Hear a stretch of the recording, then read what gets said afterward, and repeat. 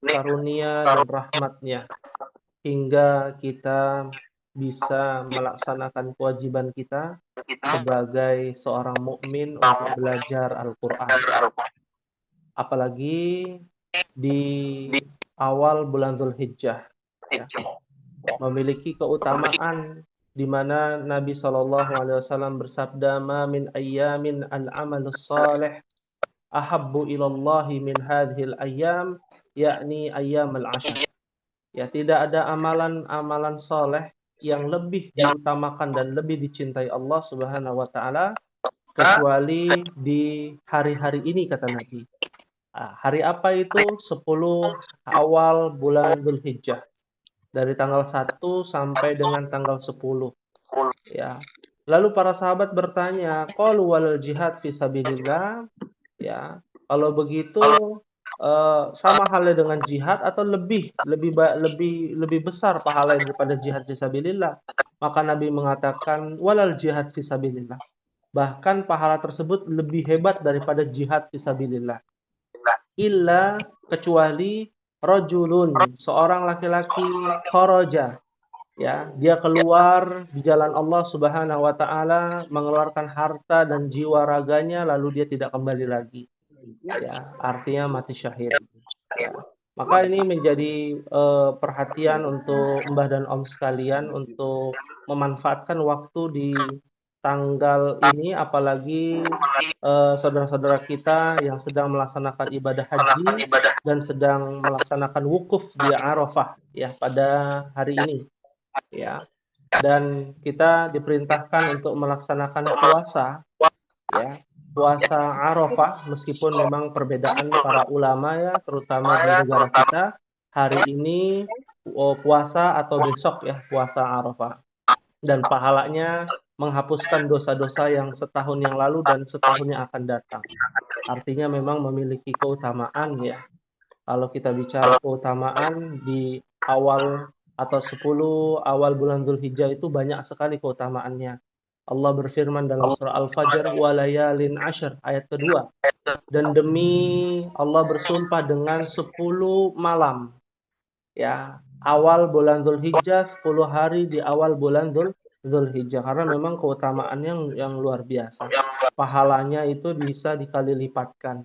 Kalau kita mendapatkan pahala satu hurufnya 10 pahala, tapi di awal bulan Dzulhijjah, 10 awal bulan Dzulhijjah, kata Nabi SAW, al-hasanatu bi asyri amsalha ila sab'i mi'ati dhi'fin. Ya, satu pahala dilipat gandakan menjadi 10 kali pahala. Dan 10 pahala dilipat gandakan menjadi 700 pahala. Ya, jadi pahalanya itu luar biasa. Apalagi di bulan ini, bulan-bulan yang haram, bulan-bulan yang dimuliakan dan diagungkan oleh Allah Subhanahu wa taala, ya. Nah, di pertemuan kali ini harusnya kita mengingat-ingat, ya, firman Allah Subhanahu wa taala. Ya, jangan sampai ada segelintir orang yang mengatakan bahwa yang namanya Al-Qur'an itu adalah perkataan Rasulullah. Kan ada, ya? Ya, mengatakan itu. Zaitun. Iya, Zaitun, ya, pesantren Az-Zaitun yang muridnya. Maaf, ini suaranya diskorsing ya?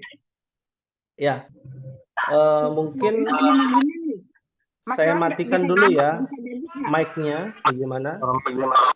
Kalau ini suaranya menggema, di saat Faisal bicara, kita semua matikan mic. Ya. Jadi Mbak tutup dulu handphonenya. Mbak tutup handphone, pencet yang paling bawah kiri, Mbak. Ya, mic-nya saja, ya. Apa? Jadi supaya Faisal suaranya jelas. Mas Iwan sudah, Mas Budi sudah, Mbak belum. Mbak Uni pencet tutup dulu, pencet yang bawah kiri. Mic. Mic. Pencet. Ya. Belum, masih nyala. Ada tulisan bisukan. Sudah. Oke, aku matikan juga aku, ya, supaya Faisal jelas. Ya. Tinggal Mbah Au, ya, mungkin bisa dimatikan. Ada tulisan bisukan sebelah kiri, ya, paling bawah.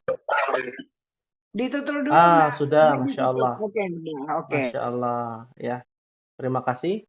Ya, Alhamdulillah. Kita lanjutkan kembali ya. Sebagaimana yang sedang viral saat ini mengatakan bahwa Al-Quran itu adalah sabda Nabi Shallallahu Alaihi Wasallam. Maka ini tidak tepat dengan mengambil dalil, ya kan, wa ma yantiqu anil hawa, ya. Nabi tidak berucap dari hawa nafsunya. In huwa illa wahyuha, kecuali dari wahyunya, kan begitu, ya. Dan menganggap bahwa Al-Qur'an itu adalah ya wahyu yang Allah turunkan kepada Nabi Muhammad SAW benar, akan tetapi dinisbatkan kepada Rasulullah tidak benar. Ya, sehingga ada istilah mengatakan bahwa Al-Qur'an itu ya qala Rasulullah sallallahu alaihi wasallam fil Qur'an, katanya. Ya, Rasulullah bersabda di dalam Al-Qur'an. Tentu ini tidak benar. Sedangkan fondasi umat Islam kan ada dua ya, Al-Qur'an dan sunnah Rasulullah sallallahu alaihi wasallam. Ya, makanya kalau kita melihat ayat-ayat Allah ya, ya, kalau kita melihat ayat-ayat Allah Subhanahu wa taala di dalam surah Al-Anfal, ya. Mbah dan Om bisa lihat ya dalam surah Al-Anfal ayat yang kedua, ya. Surah Al-Anfal itu surat yang ke-8 ya.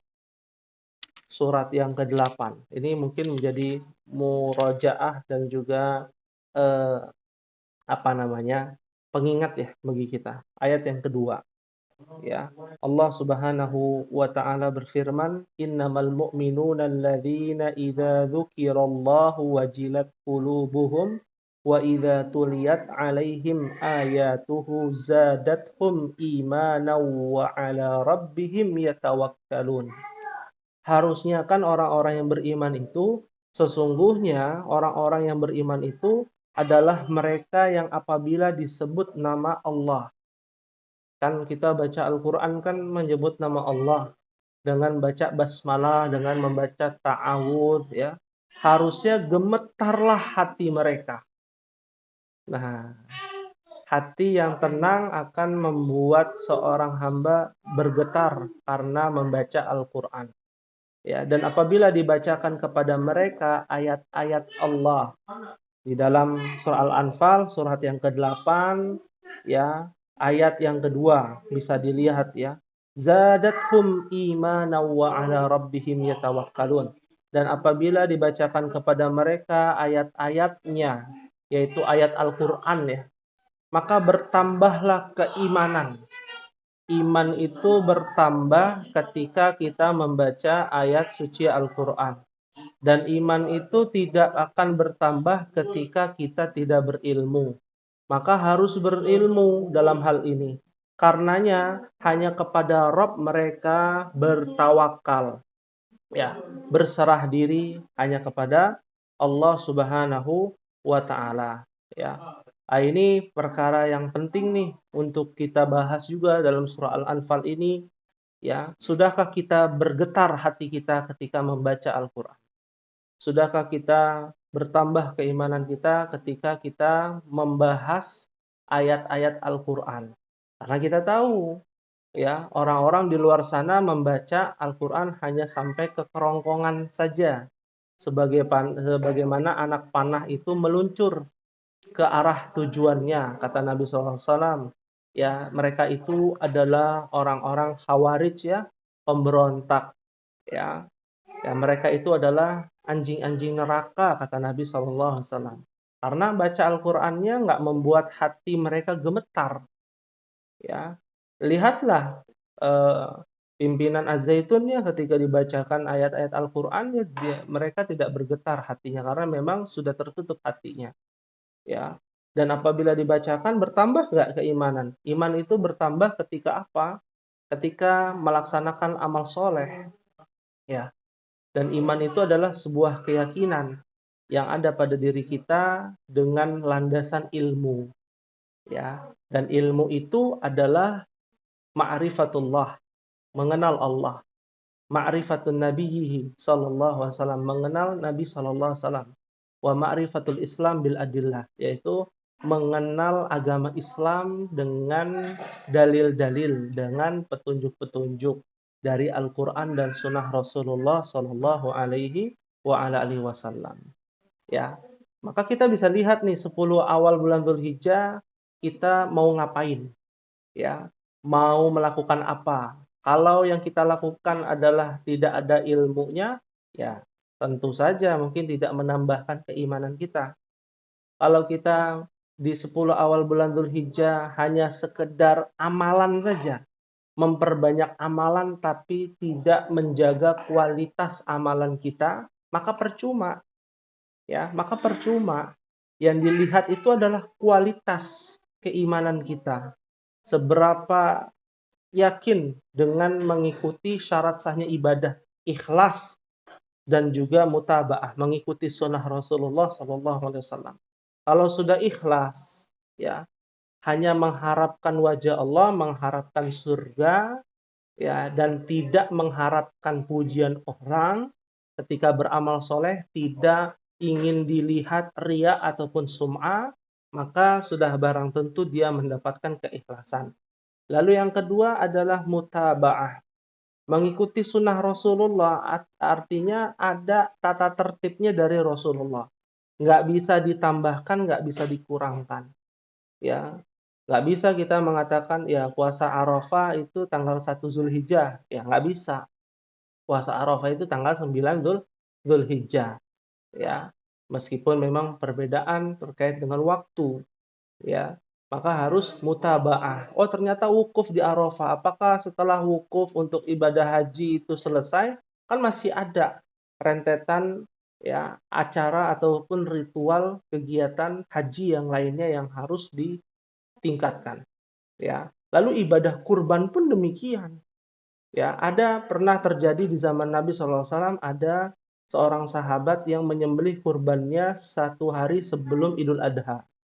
Lalu jadi Idul Adha hari Kamis, hari Rabunya misalkan ya hari Kamis, hari Rabunya dia sembelih duluan sebelum sholat Idul Adha, ya, agar biar lebih cepat dan lebih awal. Siapa tahu pahalanya lebih banyak kalau kita sholat kurban Idul Adha-nya diawalkan. Ya, maka Nabi SAW mengatakan syatuka syatulahmi. Ya, ternyata kambingmu itu, dombamu itu hanya domba biasa, nggak sah dengan ibadah kurbanmu karena syarat eh, hewan kurban disembelih itu setelah sholat Idul Adha dan di hari-hari tasyrik. Nah, itu kan berdasarkan ilmu. Kalau tidak berdasarkan ilmu nanti akan ya tertolak ya amal soleh kita. Baik, kita akan lanjutkan ya ke buku ya, buku metode Syafi'i terlebih dahulu ya. Karena waktunya singkat ya, kemungkinan bagaimana jika kita langsung praktek membaca saja ya, mayangnya ya. Untuk kita praktek baca terlebih dahulu ya, karena waktunya singkat dan untuk di buku metode Syafi'i juga hanya membahas cara menyambung ya, cara menyambung ya. Baik, jadi kita akan mulai kembali untuk memperbaiki bacaan kita ya, memperbaiki bacaan kita ya.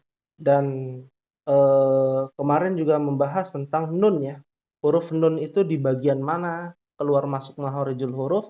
Wan nunu min tarafihi tahtu ja'alu warra yudanihi li dhahrin adkhal. Dan huruf nun itu keluar dari ujung lidah. Nah. Kalau mahrajnya ya, kita belajar mahraj ya, keluar masuknya huruf hijaiyah nun. Ya. Ujung lidah yang bersentuhan dengan langit-langit na, ni, nu ya. Huruf nun atau huruf na itu dia di ujung lidah dan bersentuhan dengan langit-langit di bawah tempat keluarnya L atau lam. Ada na itu di ujung, ada la itu sebelum ujung ya. Ya, la sama nun itu ada kemiripan. Ya, tempat keluar hurufnya keluar masuknya huruf. Warra yudanihi li dhahrin adkhalu.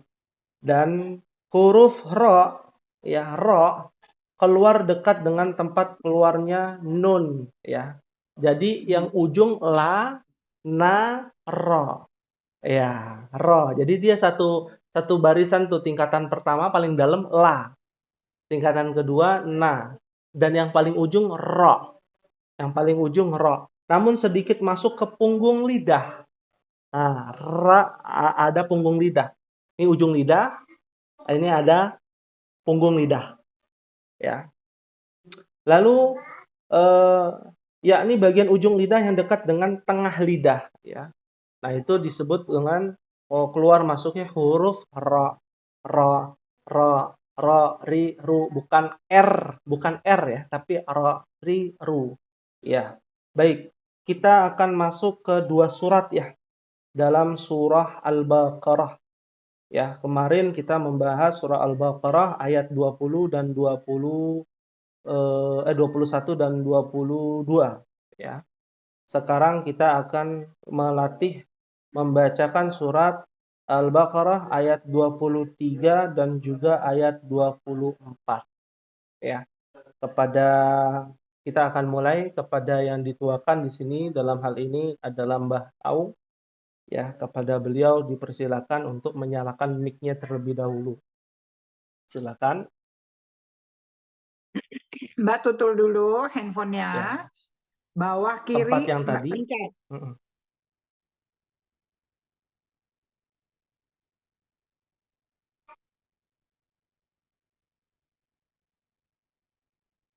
Bawah kiri Mbak tutul itu Mbak masih mati. Jadi Mbak tutul dulu handphone Mbak. Bawah kiri yang ada mic Mbak pencet. Sampai tanda garisnya. Sudah. Silakan ayat 23 dan 24, Mbak. 23 dan 4. A'udzu billahi minasyaitonir rajim. Wa in kuntum fi raibin mimma nazzalna ala abdina fa'tu bi suratin min mithlih wad'u syuhada'akum min dunillahi in kuntum shadiqin. Wa illa taf'alu wa taf'alu wattaqun naral lati waquduhan nasu wal hijarah u'iddat lil kafirin. Ya, Masya Allah. Ya. Terima kasih kepada Mbak Aung.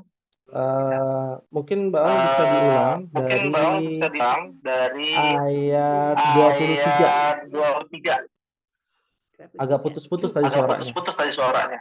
Oh iya. Bismillah. Fa illam taf'alu wa lan taf'alu fattaqun naral lati waquduhan nas wal hijaratu u'iddat lil kafirin. Ya. Ini ayat 24 ya. Ayat 24 ya. Baik. Terima kasih. Mungkin bisa dimatikan dulu mic-nya yang tadi. Mbah Aung.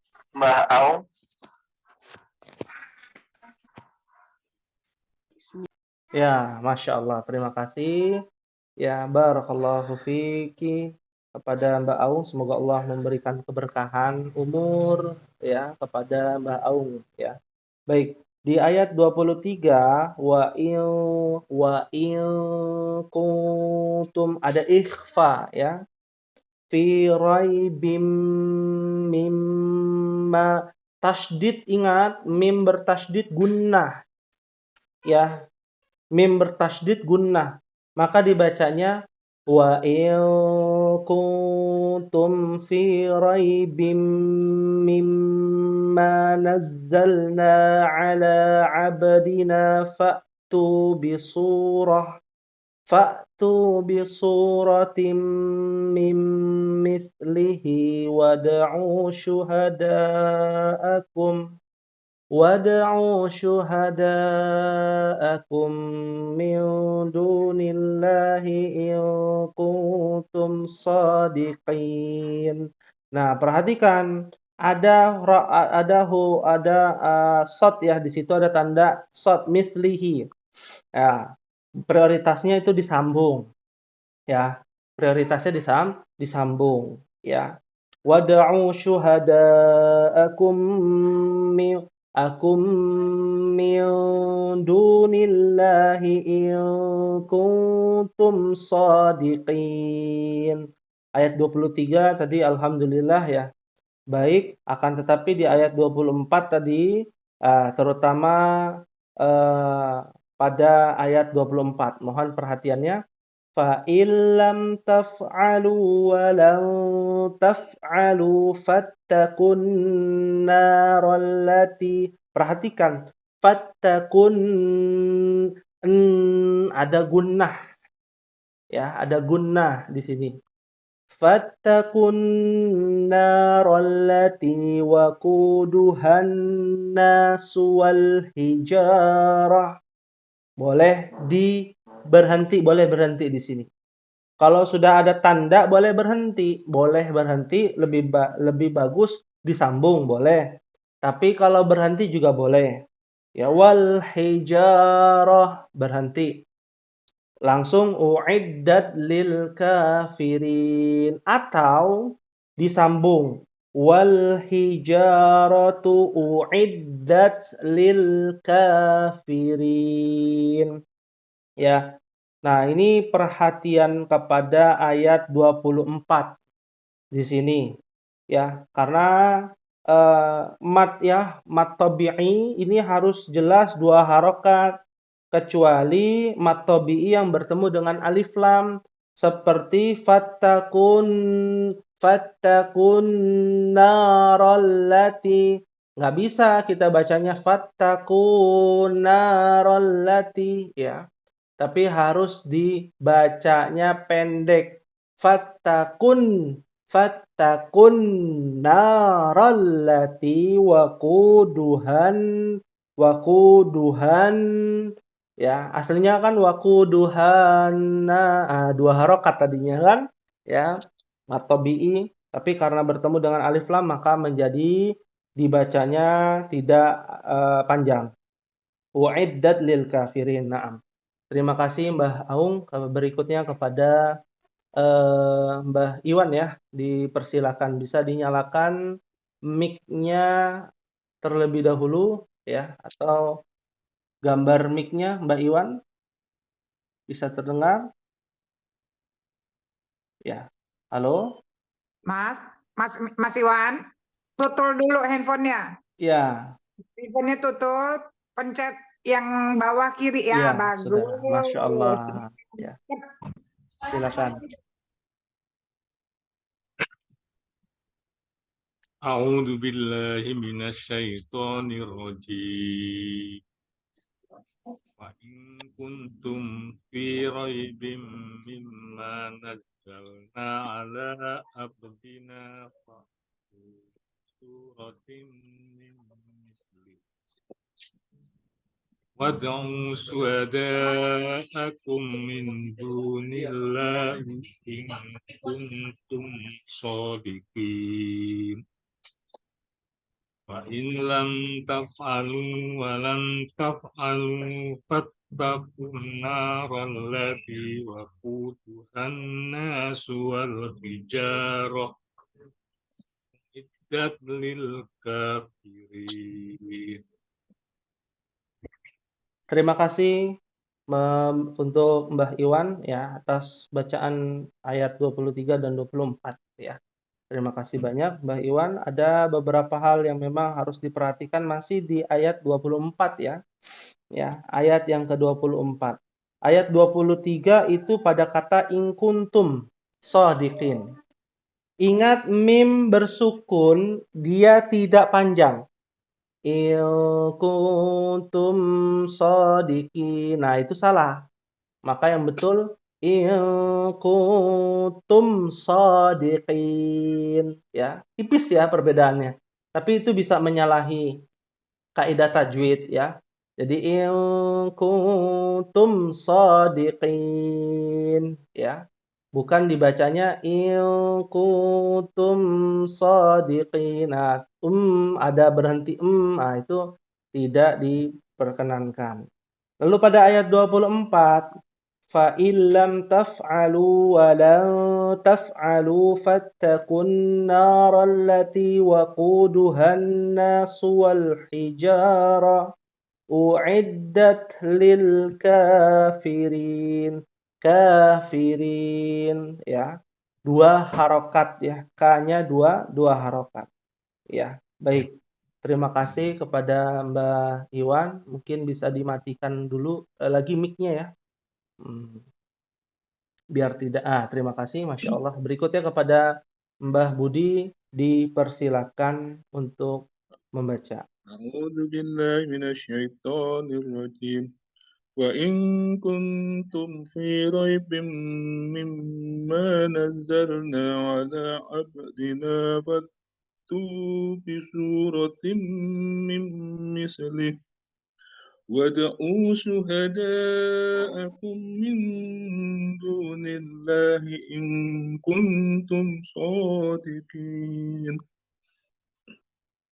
وإن لم تفعلوا ولن تفعلوا فاتقوا النار التي وقودها الناس والحجارة أعدت للكافرين. Masya Allah. Terima kasih. Syukran kepada Mbah Budi atas bacaan ayat 23 dan 24 ya. Perhatian kepada semuanya pada ayat yang ke-23 ya. Cara baca ikhfa. Bagaimana sih cara baca ikhfa? Apakah wa in kuntum atau wa in kuntum atau wa in kuntum Bagaimana cara baca ikhfa? Ikhfa itu dia dibacanya samar pertama. Dan ada dua pendapat para ulama terkait dengan ikhfa. Yang pertama, dia harus terdengar huruf nunnya dulu. Ya. Seperti wa in dulu baru dengung. In dulu baru samar. Wa in kuntum. Itu pendapat pertama. Yang kedua, pendapatnya langsung samar, pendapat kedua. Dibacanya wa in kuntum. Jadi monggo bisa dipilih di antara keduanya ikhfa. Dan ikhfa itu ada temponya. Temponya berapa sih? Berapa lama ya? Minimal 2 kali ketukan. Ya. Tempo itu maksudnya jedah dulu gitu ya. Wa in Jadi nggak bisa kita bacanya tuh langsung lempar loncat gitu. Wa in kuntum fi raibim. Nggak bisa. Dia harus ada temponya dulu. Wa in kuntum. Kalau nunnya dibaca dulu wa in kuntum. Kalau nunnya langsung samar wa in kuntum ya. Fi raibim mimma nazzalna. Mimma 2 harokat. Nazzalna ala abdina. Qalqalah. Abdina fa'tu bisuratim mim misli. Gunnah itu ada temponya. Ya. Wad'u syuhada'akum min dunillahi in kuntum shadiqin. Gitu ya. Nah, ini belajar untuk menahan gunnah ya dan menahan ikhfa. Ya.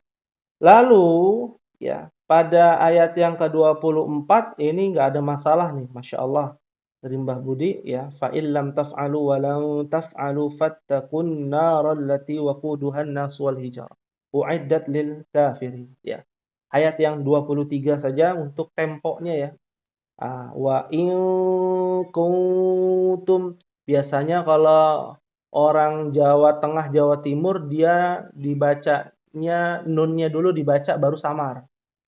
Ya, nun dulu dibaca baru samar karena dialek masing-masing daerah kan beda-beda ya.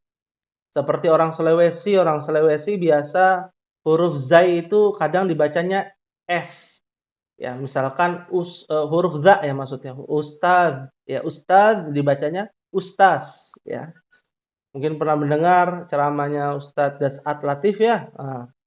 Dari Sulawesi biasanya ustaz ya, bukan ustad ya. Nah, itu kan dialeknya berbeda-beda ya. Jadi mengikuti dan dari dialek tersebut harus mengikuti kaidah tajwid. Nah, berikutnya kepada Mbah Ding ya. Dipersilakan, alhamdulillah sudah hadir ya Mbah Ding. Mudah-mudahan bisa mengikuti di ayat 23 dan 24. Dipersilakan. Assalamualaikum. Waalaikumsalam. A'udzu billahi minasy syaithanir rajim. Wa id ataina Musal Ayat kitaba 23 mohon maaf. 23 Al-Baqarah. Al-Baqarah. Ini 53.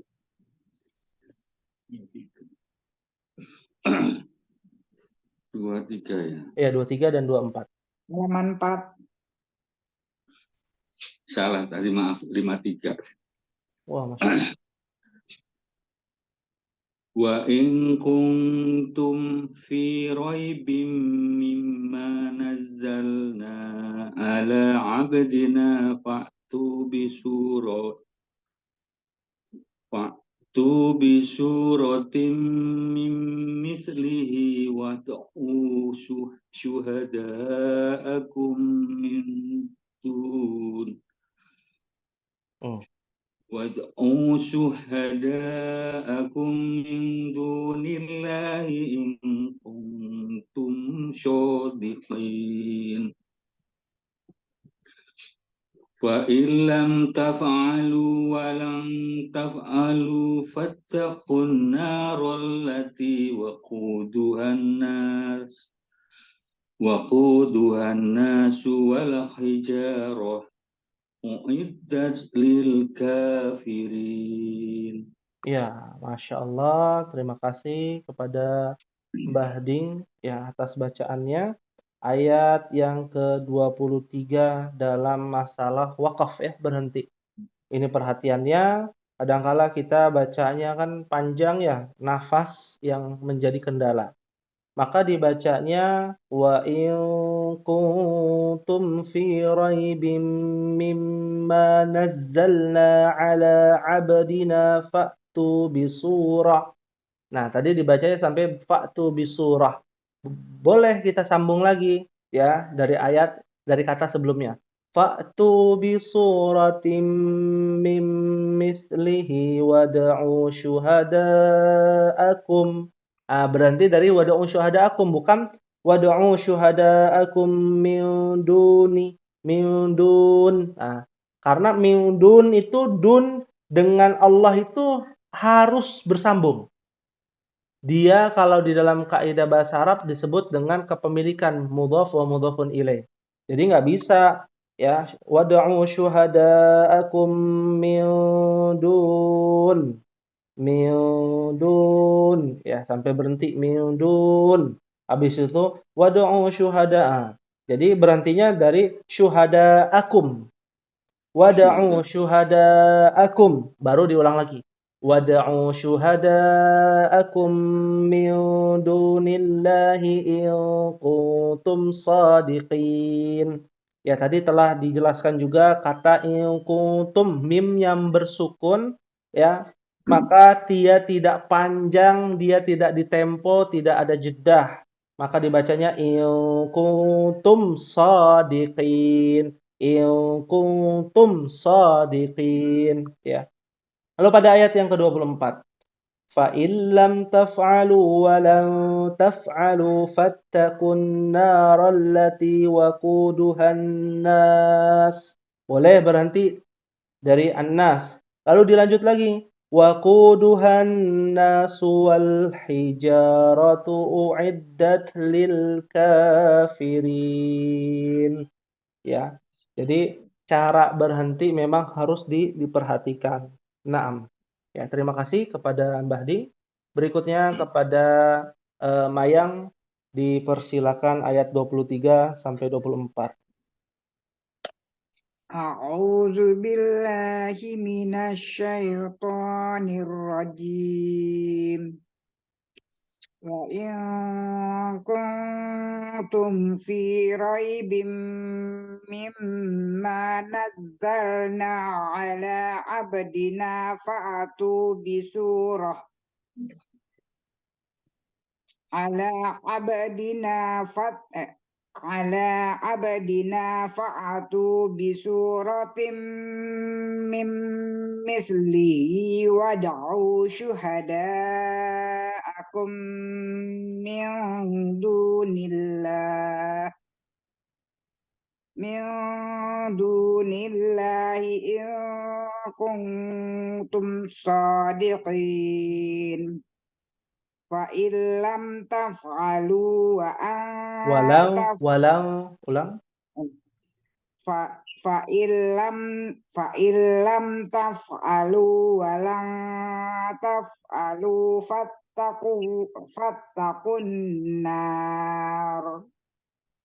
fattaqun narallati waquduhan nasu wal hijarah. Kepanjangan jaknya. Kepanjangan. Ya, jaknya kepanjangan. Fattaqun narallati waquduhan nasu wal hijarah. Uiddat lil kafirin. Masya Allah. Ya, barakallahu fiki kepada Mayang. Ya, ada beberapa hal yang memang harus diperhatikan. Kendala dari Mayang ini adalah qalqalah ya. Dari awal-awal ya. Abdina udah betul nih. Maksudnya kelebihan qalqalahnya, kebablasan. Sampai fa itu jadi fa itu. Nah, itu kan hamzah ya. Hamzah itu tidak ada qalqalah. Maka dibacanya ala abdina fa'tu. Bisuratim mim mithlihi wad'u syuhada'akum min dunillah. Berhenti. Min dunillahi in kuntum sadiqin. Tapi kelebihannya ada pada ikhfa. Ini Masya Allah. Ya, jurusan ikhfa bagus ya. Ya, di bagian ikhfanya. Naam. Fa in lam taf'alu wa lam taf'alu fattaqun nar allati waquduhan nas wal hijarah uiddat lil kafirin. Nah, itu sudah bagus ya. Naam ya. Alhamdulillah, terima kasih pada Mayang. Berikutnya terakhir kepada Om Hendra ya. Ini bukan Boncel Ireng nih, Om Hendra nih. Ya. Iya, belum diganti ya. Ya, terima kasih. Silakan. Kon kok menges temen kon kok. Ini hitam kan enggak sih? Kon tambah keling, Bu. A'udzu billahi minasyaitonir rajim. Wa in kuntum fi raibin mimma nazzalna ala abdina fa'tu bi suratin min mithlihi wad'u syuhada'akum min dunillahi in kuntum sadiqin. Fa in lam taf'alu wa lam taf'alu fattaqun narallati waquduhan nasu wal hijarah uiddat lil kafirin.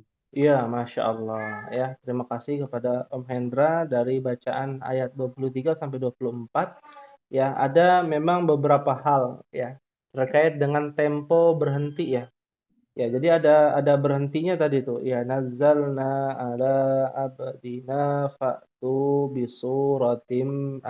Artinya eh, kita kurangi untuk membaca per kata gitu ya. Jadi kalau kita membaca ayat Al-Qur'an itu harus dibaca dalam hati dulu semuanya sampai ayat 23 ya, 23 semua satu ayat itu. Setelah itu baru dibaca ya secara menyeluruh ya. Jangan sampai ada berhentinya ya. Berhenti sesaat sedikit saja itu memang bisa merubah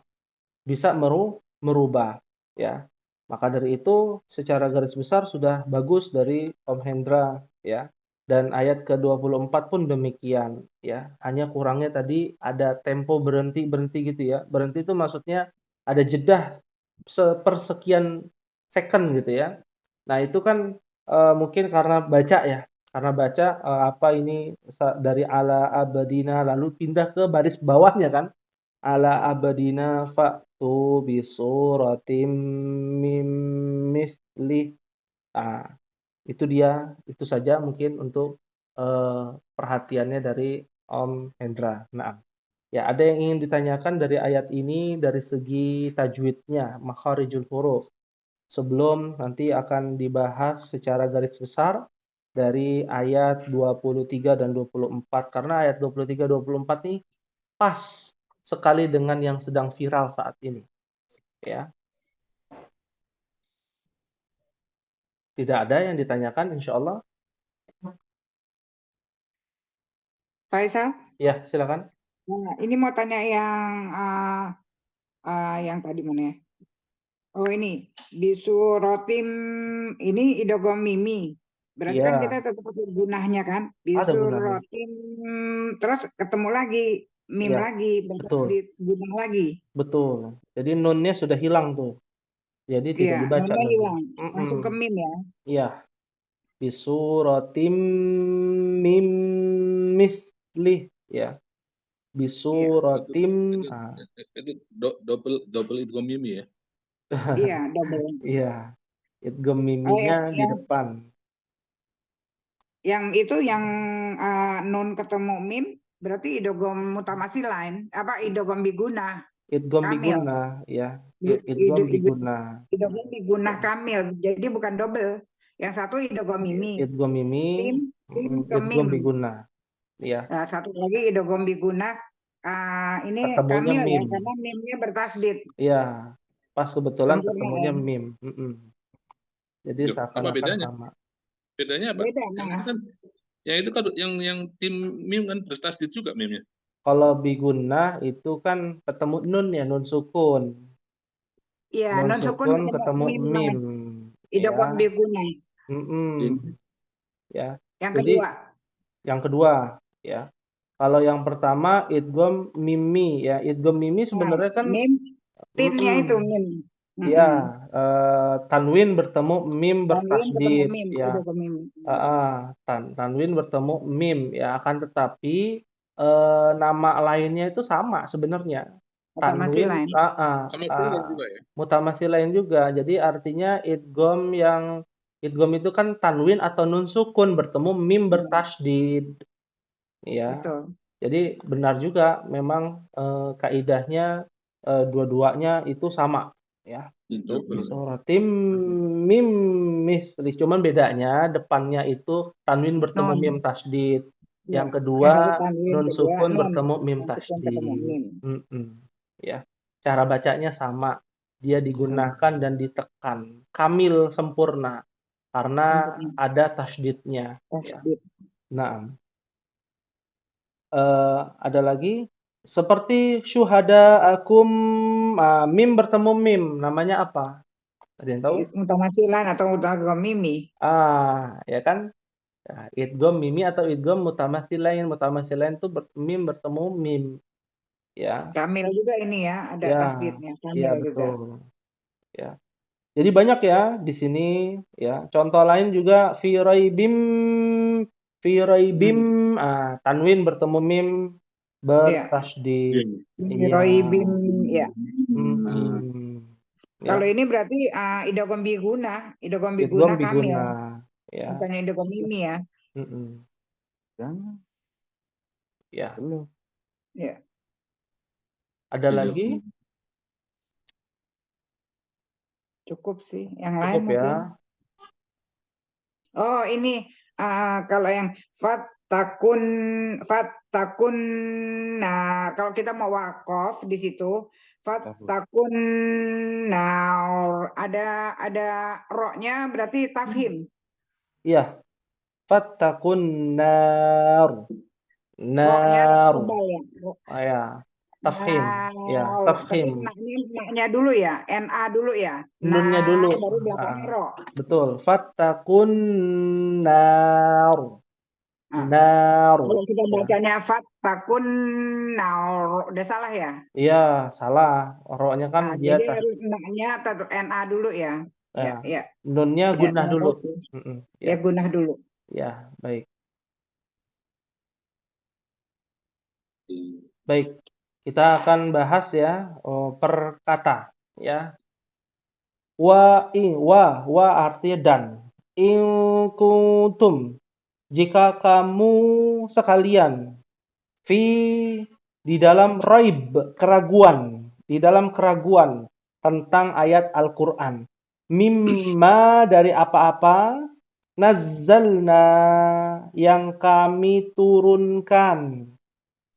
turunkan kepada Muhammad sallallahu alaihi wasallam. Kalau ada yang ragu, ya, ragu dalam masalah apa? Ala abadina fa'tu bisuratin mim mithlih.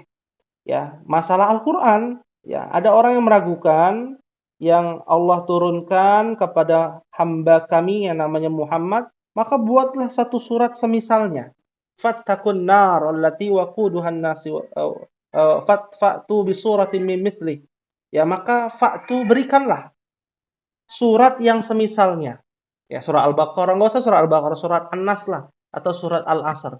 Dan itu ternyata pernah terjadi ketika Abu Lahab, ya, ada, dan konco-konconya, ada Abu Lahab, Abu Jahal, ya, Abu Janda, bukan Abu Janda, Abu Lahab dan Abu Jahal, ya, Abu Jahal itu ingin membuat tandingan surat Al-Fil. Ya, makanya kan dibuat tuh surah Al-Fil. Wal fil, demi gajah. Lahu hurtum. Gajah memiliki belalai. Ya, semua orang sudah tahu bahwa gajah memiliki belalai. Makanya nggak bisa buat, ya. Satu surat saja yang semisal Al-Qur'an bisa tidak dibuat. Ini tantangan, ya. Ayat ini menantang orang-orang yang mengatakan bahwa Al-Qur'an itu buatan Muhammad sallallahu alaihi wasallam. Sebagaimana pimpinan Pondok Pesantren Az-Zaitun juga mengatakan seperti itu. Al-Qur'an itu adalah sabda Nabi, ya. Nah, ini juga meragukan, ya, wahyu yang Allah turunkan melalui malaikat Jibril kepada Nabi sallallahu alaihi wasallam. Ya. Maka buatlah satu surat yang semisalnya, ya. Wad'u syuhada'akum, dan ajaklah penolong-penolongmu selain Allah. Min dunillahi in kuntum shadiqin, jika kamu orang-orang yang benar. Ya, diajak suruh tuh penolong-penolongmu, ya, yang bisa menolong kamu katanya adalah berhala-berhalamu, Lata, Uzza, Manna, dan lain sebagainya. Dan itu pernah terjadi di zaman Nabi sallallahu alaihi wasallam, ya, penantangan, ya, Nabi sallallahu alaihi wasallam menantang mereka, ya, orang-orang musyrikin Mekah untuk buat ayat ataupun buat surat yang seperti Al-Qur'an. Ya, minta bantuan kepada penolong-penolongmu, dan itu dari zaman Nabi Nuh alaihissalam, ya. Ya, disuruh menantang berhala-berhalanya, ya. Lalu kisah-kisah para nabi yang terdahulu. Fa'in lam, ya, fa'in lam, kalau dalam bahasa kitanya, bahasa Arabnya fa'in lam.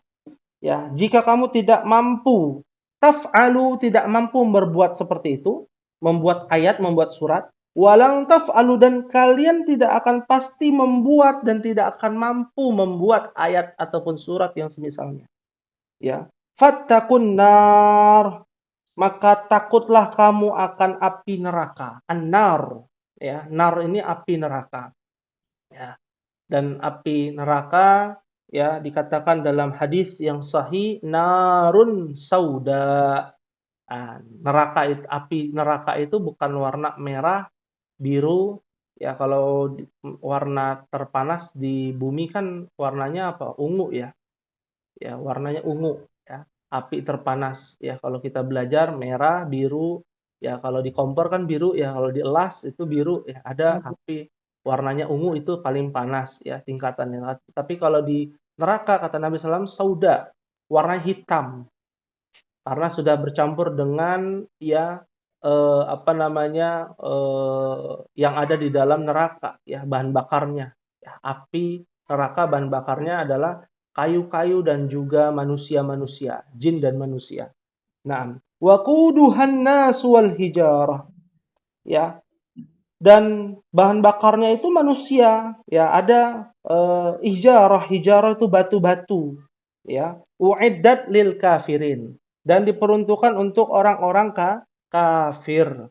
Nah, asbabun nuzul dari ayat ini merupakan dalam tafsir Jalalain Syekh Sa'di Abdurrahman bin Nasir As-Sa'di rahimahullahu taala, ya, pakar ahli tafsir pada abad yang ke-14, ya, merupakan dalil logika atas kebenaran Rasulullah SAW dan kesahihan apa yang dibawa beliau, di mana Allah berfirman, jika kamu tetap, wahai sekalian orang-orang yang menentang Rasulullah SAW dan menolak dakwah beliau serta menuduhnya berdusta, padahal Nabi nggak bisa baca, nggak bisa nulis, ya, ragu dengan apa yang dibawa oleh Rasulullah, ya, dan bimbang terhadap wahyu yang kami turunkan, ya, maka di sini Allah Subhanahu wa taala memberikan perkara yang adil, ya, yaitu menantang mereka dan mereka tidak akan mampu untuk mendapatkan ayat ataupun surat yang semisalnya, ya.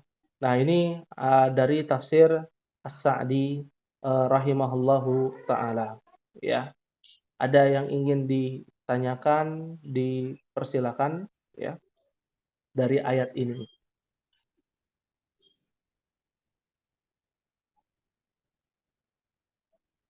Nah, lalu apa hukumnya orang yang tidak percaya Al-Quran itu adalah kalamullah? Ya, tidak percaya Al-Quran itu adalah perkataan Allah. Dia mengatakan bahwa Al-Quran itu ya perkataan Nabi Muhammad, bisa benar, bisa salah. Ya. Kira-kira dihukumi masih muslim atau tidak? Enggak sih, syirik ya. Iya. Dan dia masuk ke dalam perkara orang-orang yang mendustakan. Ya, mendustakan ayat-ayat Allah, mendustakan sabda Nabi Shallallahu Alaihi Wasallam. Ya, di antara pembatal-pembatal keislaman selain melakukan kesyirikan, ya, ya, yaitu menentang, membenci, ya, membenci dan juga menentang, ya, apa yang dibawa oleh Rasulullah Shallallahu Alaihi Wasallam, ya, bahwa orang tersebut, ya, keluar dari Islam, ya, keluar dari Islam. Apa dalilnya? Ya, makanya mengerikan sekali, ya. Muridnya 1000 orang gitu, ya. Ya, 1000 orang muridnya, bayangkan, ya, dan di-backingin oleh Pak Kumis lagi katanya gitu, ya. Ya. Iya. Maka mereka orang-orang yang tidak menggunakan hukum Allah Subhanahu wa taala, ya. Apalagi kan kita tahu, ya, mereka itu kan sangat-sangat mengagungkan mazhab Soekarno gitu, ya, katanya. Ya. Meskipun ia melaksanakan perintah Rasulullah, akan tetapi dia membenci syariat-syariat, ya, yang dibawa oleh Rasulullah, seperti sholat untuk laki-laki dan perempuan itu kan terpisah, tapi mereka tidak melakukan hal itu. Ya, maka Allah katakan dalam surat Muhammad ayat 8-9, walladzina kafaru fata'sal lahum wa adalla a'malahum. Dzalika bi'annahum karihu ma anzalallahu fa ahbata a'malahum.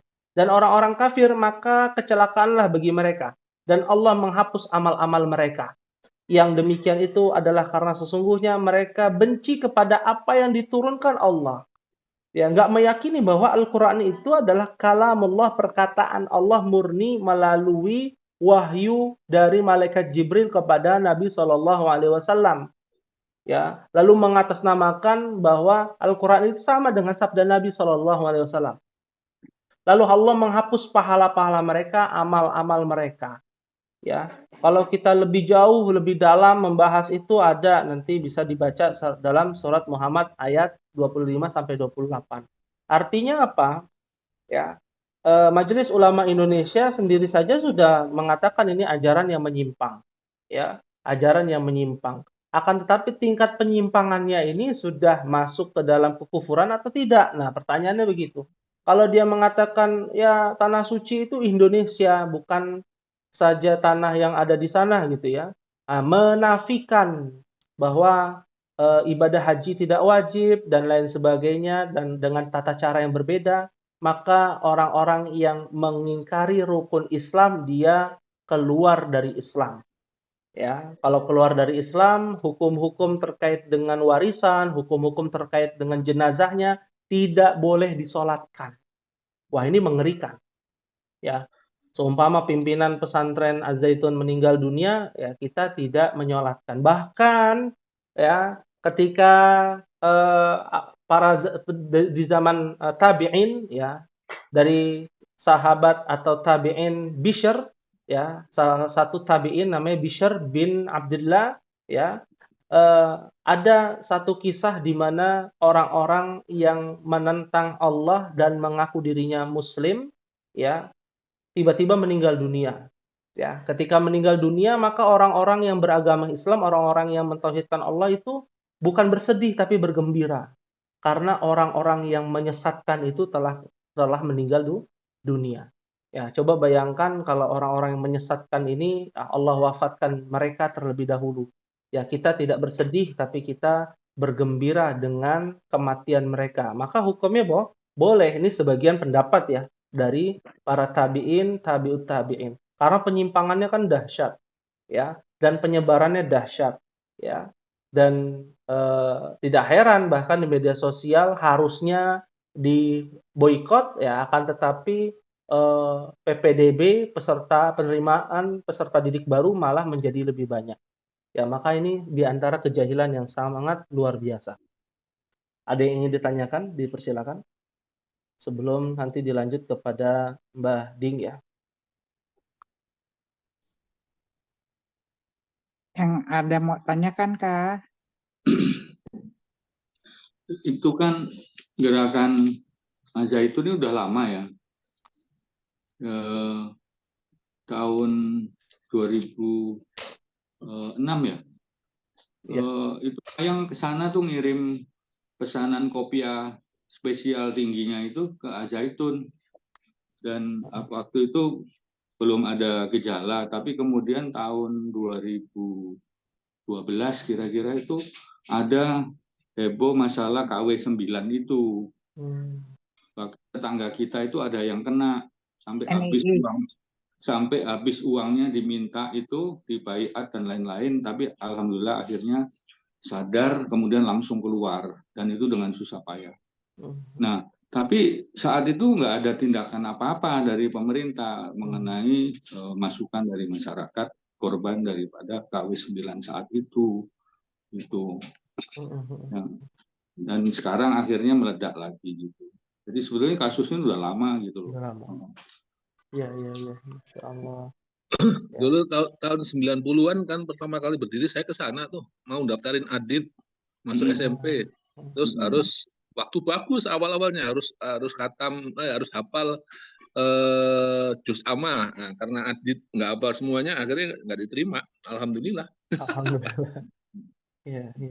Itu dari tahun kan kalau nggak salah mulai tahun 90 berapa gitu berdirinya tuh. Iya.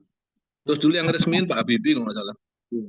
Jadi awal-awalnya bagus. Bagus ya.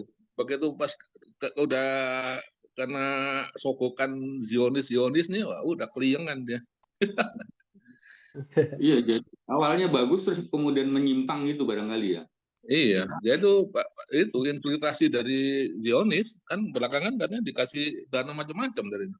Iya, dari Israel katanya. Iya, terus belakangan embel-embelnya Shalom Aleichem itu.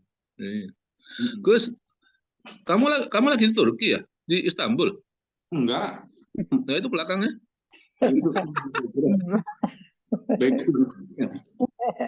Ayah Sofia. Ah ya, Ayah Sofa. Lagi di Istanbul ada. Olah-olah. Ya, baik. Kita bila tidak ada pertanyaan, insya Allah kita akan akhiri ya pada pertemuan kita kali ini. Dan semoga yang hari ini melaksanakan puasa ya, Allah mudahkan puasa Arafahnya, yang besok juga Allah mudahkan puasa Arafahnya. Dan bagi siapa saja yang melaksanakan kurban ya, maka semoga Allah Subhanahu wa taala membalas hewan kurbannya dari yang darahnya, bahkan bulunya ya, rambutnya itu akan dinilai pahala di sisi Allah Subhanahu wa taala. Amin ya rabbal alamin.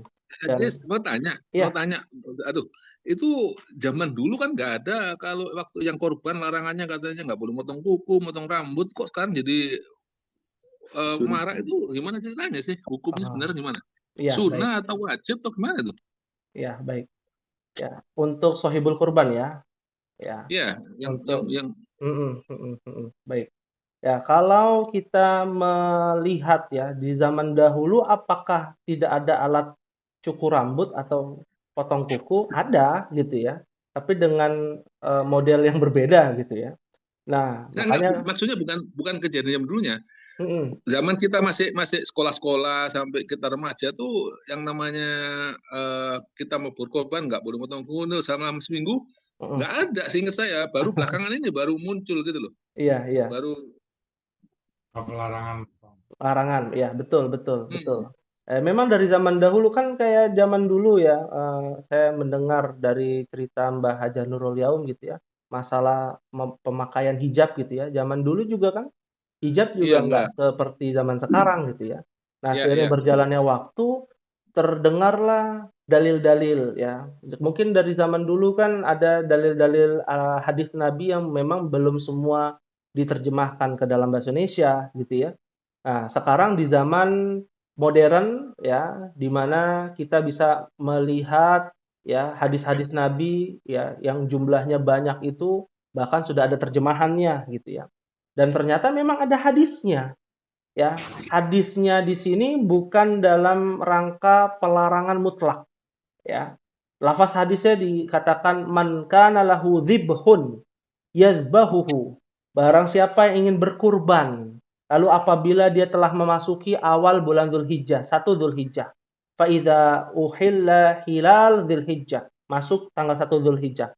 Fala ya'khudanna min sya'rihi. Janganlah ia memotong rambutnya terlebih dahulu. Wala min azfarihi, dan jangan pula memotong kukunya terlebih dahulu, syai'an hatta yudhhiya, sampai dia nanti Idul Adha kurban, sampai dia waktunya hewan kurbannya disembelih.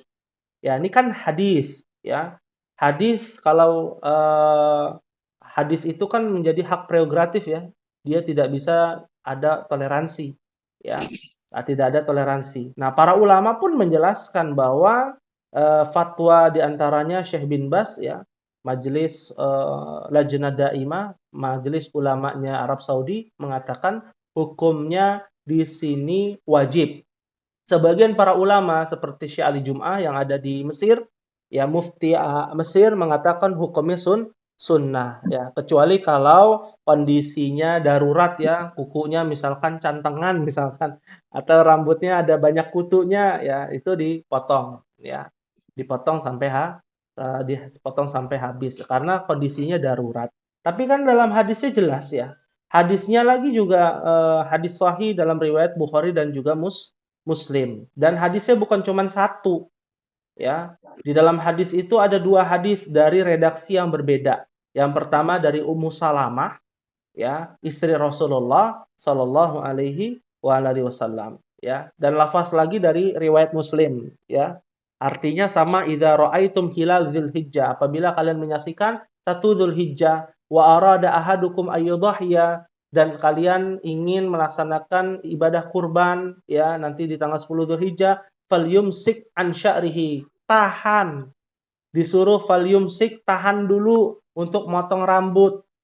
Tahan dulu untuk tidak motong kuku, ya. Tahan dulu motong kukunya, ya, sampai nanti tanggal 10 Dzulhijjah, ya.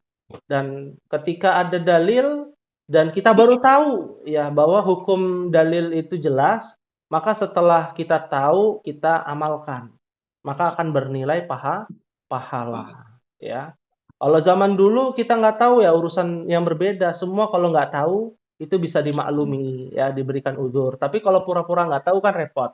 Ya, sama seperti tadi Mbak Budi, ada uzur, ya, dan tidak berpuasa gitu kan, lupa minum obat, ya itu udah nggak ada masalah gitu, ya. Apalagi kan puasa Arafah itu hukumnya sunnah. Ya, jangan sampai kita, wah ini berdosa misalkan, ya. Dia motong kuku nih ketika kurban, wah berdosa gitu, ya. Enggak seperti itu.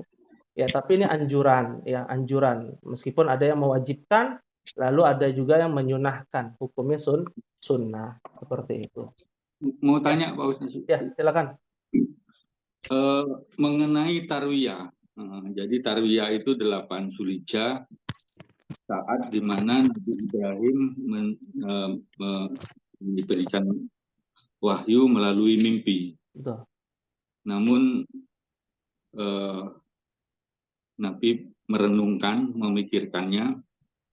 Kemudian pada tanggal 9 hari Arafah dapat wahyu yang sama melalui mimpi, sehingga yakin dari perenungan itu. Waktu merenungkan, Nabi Ibrahim tidak memastikan bahwa ini wahyu dari Allah atau wahyu dari setan, gitu kan. Kemudian tanggal 9-nya mimpi yang sama, baru meyakini bahwa ini wahyu, gitu loh. Nah, itu mengenai sejarah tarwiyah Arafahnya. Tetapi yang saya mau tanyakan, tarwiyah, ada yang mengatakan puasa tarwiyah itu tidak ada dalilnya. Nah, kecuali dia puasa dari tanggal 1 sampai 9, ya itu dapat semua. Mohon pencerahan. Nah, ya, terima kasih kepada Mbah Ding, pertanyaan yang bagus, ya, karena kita sudah masuk, ya, di hari Tarwiyah, ya, di mana Al-Imam Ibnu Qudamah menjelaskan hari Tarwiyah ini di tanggal 8 Dzulhijjah, ya, dalam peristiwa Nabi Ibrahim alaihissalam, ya, pada malam 8 Dzulhijjah beliau bermimpi menyembelih anaknya di pagi harinya. Beliau yarwi itu artinya tarwiyah, yarwi, ya, melihat, berbicara dengan dirinya. Apakah ini mimpi kosong atau memang wahyu dari Allah? Sehingga hari itu disebut dengan hari tarwiyah, ya. Nah, Al-Imam Ibnu Qudamah menjelaskan hal tersebut, ya. Adapun sejarahnya betul, sahih, ya, di tanggal 8 Dzulhijjah terkait dengan mimpi Nabi Ibrahim alaihissalam, ya. Bagaimana puasanya? Ya, puasa di hari Tarwiyah. Puasa di hari Tarwiyah itu bagian dari sunnah Nabi dari tanggal 1 sampai tanggal 9. Ya, adapun penghususan puasa Tarwiyah di tanggal 8 Dzulhijjah mengatasnamakan dalil dari Nabi SAW. Katanya Nabi SAW pernah bersabda, "Saumu yaumit tarwiyah kafaratun sanah, wa saumu yaumi Arafah kafaratun sanatain." Puasa hari Tarwiyah menghapuskan dosa 1 tahun. Dan puasa pada hari Arafah menghapuskan dosa 2 tahun. 1 tahun yang akan datang dan 1 tahun sebelumnya. Ya. Ini ternyata hadisnya hadis yang dhaif atau bahkan maudhu, palsu. Ya. Hadis palsu itu bukan dari Nabi SAW. Ya. Kalau hadis sahih, jumlah hadisnya itu nggak banyak, ya, dibandingkan hadis palsu. Hadis palsu itu ada jutaan hadis, ya, macam-macam itu, ya. Hadis Sahih Bukhari aja 6.000 hadis, Sahih Muslim 5.000 hadis, ya, kurang lebih belasan ribu hadis yang sahih itu. ya, kurang lebih ya, sampai puluhan ribu hadis. Adapun hadis yang dhaif, maudhu itu ratusan ribu bahkan jutaan, banyak sekali hadis-hadis dhaif. Dan ternyata hadis ini hadis maudhu, bukan dhaif lagi. Kalau dhaif itu lemah, maudhu itu palsu. Hadis palsu. Keutamaan puasa tarwiyah. Yang ada adalah keutamaan puasa Arafah dan 10 hari di bulan 9 hari di bulan Dzulhijjah, awal bulan Dzulhijjah dari tanggal 1 sampai tanggal 9. Karena tanggal 10-nya adalah hari tasyrik ya, di mana kita tidak boleh berpuasa. Nah, kalau dari segi pemahaman pengamalannya ya, tanggal 8 tidak ada keutamaan khusus puasa tarwiyah. Ya. Tapi kalau puasa diniatkan untuk puasa hari yang haram ya, 10 awal bulan Dzulhijjah, maka kita dapat pahala puasa tersebut ya. Nah, ini memang yang harus dipahami ya, Mbah dan Om sekalian. Contoh dalam masalah fikih ya. Kita ingin sholat ya. Sholat sunnah misalkan, sholat sunnah. Ada sholat sunnah qobliyah, ada sholat sunnah ba'diyah kan begitu ya, sebelum sholat wajib. Ya, tapi niatnya, lalu dia meyakini kalau saya sholat qobliyah zuhur, itu pahalanya bisa mendapatkan 1 gunung emas misalkan. Ya. Nah, keyakinan itu kalau tidak ada dalilnya, maka kita bisa masuk ke dalam perkara yang diada-adakan dalam agama. Ya, jadi sholat kita nggak dapat pahala. Ya, tapi kalau memang ada tuntunannya dan ada keutamaannya dari Nabi seperti qobliyah subuh ya. Qobliyah subuh itu Allah bangunkan surga, baitan fil jannah ya, rumah di surga. Ya, bangunkan istana dan rumah di surga ya. Dan seluruh seisinya lebih utama daripada seluruh dan seisinya. Ya, apalagi kalau dia sholat sunnah 12 ya rakaat ya, qobliyah subuh ya, zuhur ba'diyah, qobliyah ba'diyah, asar digabung semua, dia rajin sholatnya ya, dan meyakini bahwa hadis tersebut sahih, maka dia mendapatkan pahala yang berlipat ganda. Akan tetapi kalau kita pengamalan lalu kita punya keyakinan tidak ada tuntunannya dari Nabi, ini jadi masalah ya. Megang keris ya, kata Nabi kan begini misalkan, atau punya keutamaan begini ya, maka tidak mendapatkan pahala, bahkan bisa mendapatkan dosa ya. Bukan berarti kerisnya yang salah gitu ya, tapi keyakinannya ya. Prinsipnya adalah kalau keyakinannya tidak ada dalil dari Al-Quran dan Sunnah, maka itu bisa menyelisihi, bahkan bisa memudaratkan diri kita. Tapi kalau nggak ada keyakinan, ya saya pengen pajang keris aja biar enak dilihat. Kebetulan saya pecinta keris misalkan, ya, tidak meyakini bahwa keris itu bisa mendatangkan mudarat, bisa mendatangkan manfaat. Nah, itu tidak mengapa. Nah, ini terkait dengan syirik niat ya, niat keyakinan. Nah, ya, bisa dipahami insya Allah. Jadi intinya tadi kan memang sholat Arafat kan utama, tapi bahwa ada pengampunan setahun sebelum dan sesudahnya itu tidak ya? Oh, puasa Arafah, iya, dalilnya sahih. Yang tidak sahih itu puasa tarwiyah. Oh, tarwiyah. Bedakan ya. Kalau puasa Arafah, hadisnya sahih, as-sanah al-madiyah wal madiyah dan baqiyah ya. Artinya 1 tahun yang lalu dan 1 tahun yang akan datang itu pengampunan dosanya. Yang itu sahih ya? Ya, itu Arafah, puasa Arafah. Arafah ya. Tarwiyah yang mana ya? Tarwiyah itu di tanggal 8. Kemarin ya. Kemarin. Yang sekarang Arafah. Ya, sekarang Arafah kalau mengikuti Muhammadiyah kan begitu, Mekah ya, seperti itu. Jadi intinya di tanggal 8 itu tidak ada keutamaan khusus. Tanggal 9 saja. Ya. Ini yang membingungkan kalau ada 2 nih. Jadi orang lain bilang sekarang puasa Arafah, ini tarwiyah ini. Besok Arafah, cilaka kan? Ya, itu dia, kembali ke niat nih Mbak Budi ya. Ini memang sangat disayangkan. Ikut mazhab apa nih? Sangat disayangkan belum ada kalender Muslim yang global ya. Jadi iya. Betul. Ini kembali lagi ke pertanyaannya Mas Budi. Kalau dulu istilahnya kan yang tadi lah Mas Bud ngomong ya, dulu tidak ada seperti itu kok sekarang ada. Kalau boleh disimpulkan mungkin karena informasi yang belum sampai kali ya Faisal ya. Ya, betul. Ya tadi udah jelasin dulu mungkin hadisnya terjemahannya masih belum lengkap. Seperti orang hijab, Mbak Ibu dulu nggak pakai jilbab, pakai kerudung doang. Dulu waktu baru-baru orang-orang yang pada pakai baju syar'i terus pakai tutup kan kita malah ngatain ya, tuh Islam jamaah gitu kali ya. Itu baru tahun 90 atau 2000-an kalau nggak salah. Iya, itu kita katain. Sekarang ternyata itu yang diajarkannya gitu ya. Gedung streaming. Mungkin lebih tepatnya bukan karena nggak tahu. Jadi mungkin aplikasinya, hijabnya ini modelnya seperti apa kan bisa jadi itu. Jadi kesini-sininya udah modis. Nah, hijabnya seperti itu. Padahal di Qurannya kan udah jelas itu menutup.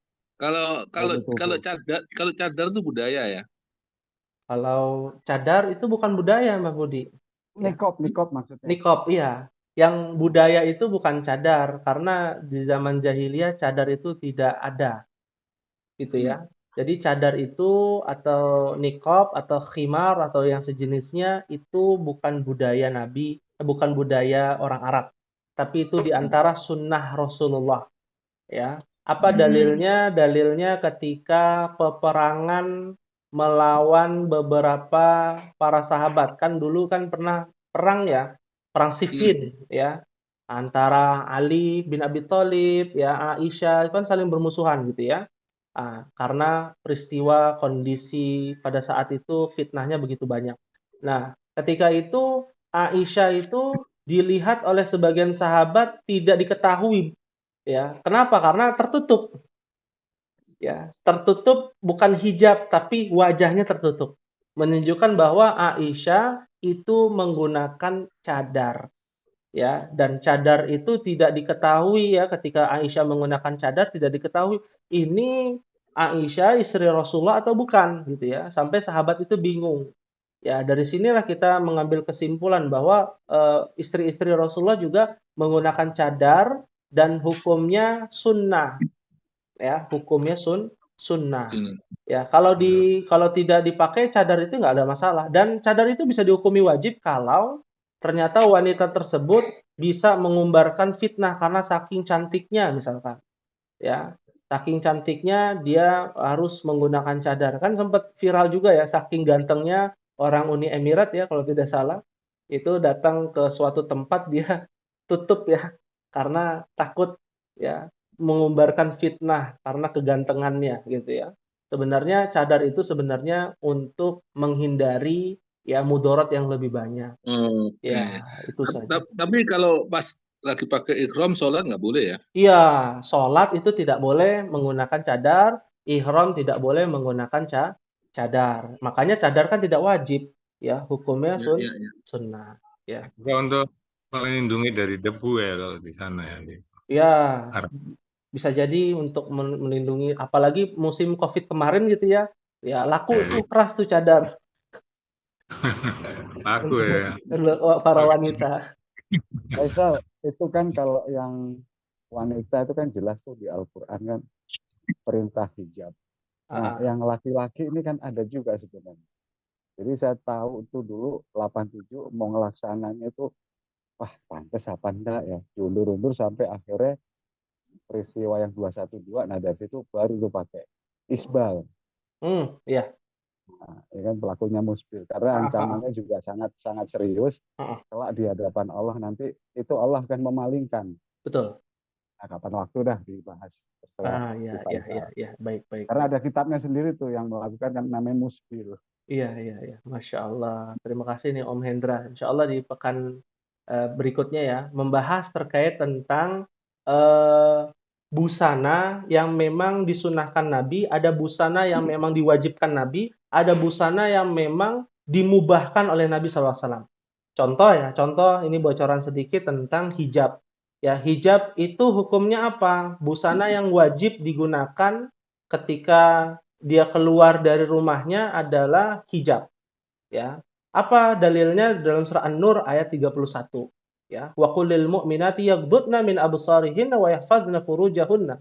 yang artinya secara umum kita para wanita disuruh berhijab ya sampai tidak terlihat lekuk tubuhnya, ya, tidak terlihat seluruh tubuhnya kecuali tangan dan wajah.